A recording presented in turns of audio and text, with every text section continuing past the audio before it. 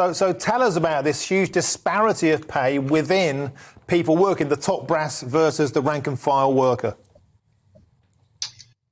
Yeah, hi Martin, hi Ali. It stems from research, as you say, that has been carried out by the Fire Brigades Union, which shows that the average salary for a chief fire officer is something in the region of £148,000, which is not far shy, actually, of the Prime Minister's salary. So I think it's reasonable to ask whether or not chief officers, and of course they're important people, nobody disputes that, but whether they should be earning that level of salary, particularly in the context of the ongoing pressure on wages of ordinary firefighters. Ordinary firefighters on the front line have seen their real terms wages fall by something like £4,000 over the last decade. And that's why the Fire Brigades Union is balloting for strike action at the moment, because we've got thousands of firefighters up and down the country who really are struggling to make ends meet. They're worried about paying their energy bills, worried about paying their mortgages.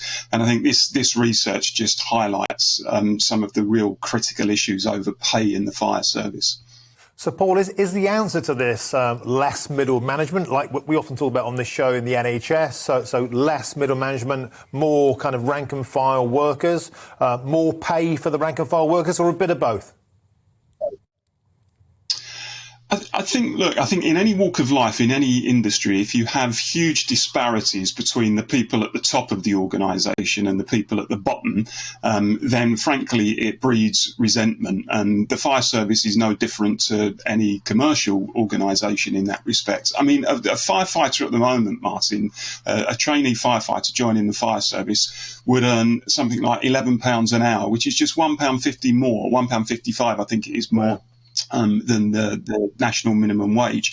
And you have to ask yourself, is it acceptable for people who put themselves in harm's way, in protection of the public, risk their lives on a daily basis, to receive that kind of level of pay? And firefighters are very angry, which is why there's a strike ballot taking place, because we constantly get pats on the back from politicians saying what a great job we do. But when it comes to actually funding a decent pay increase during a cost of living crisis, they look the other way, and that simply isn't acceptable.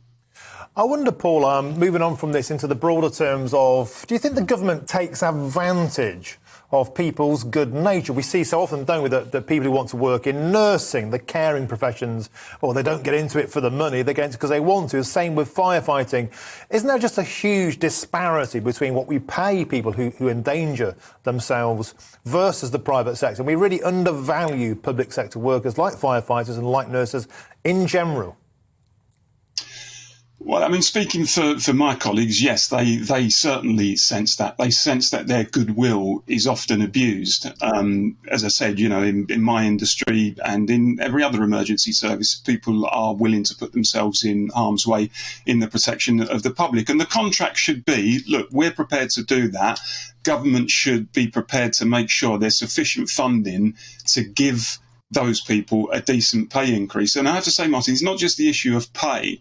It's the issue of the very savage cuts that have taken place in recent years. In the fire service, for example, over the last decade, we've lost something in the region of 1 in 5 firefighter posts. We've seen literally dozens of fire stations closed, hundreds of fire engines taken out of action. So firefighters are constantly being expected to perform their role with one hand tied behind their back. That's what's contributed to the really low morale at the moment, and that's why the strike ballot is taking place. And I'm pretty sure that's going to be a yes vote in January.